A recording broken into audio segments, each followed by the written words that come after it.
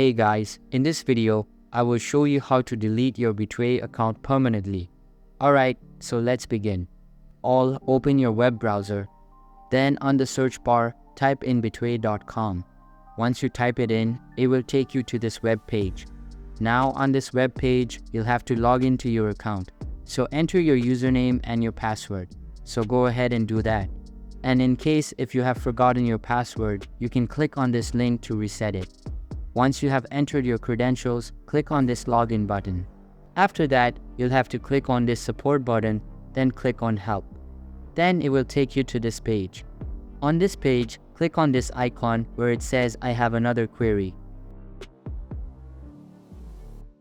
Then again click on this link, I have another query.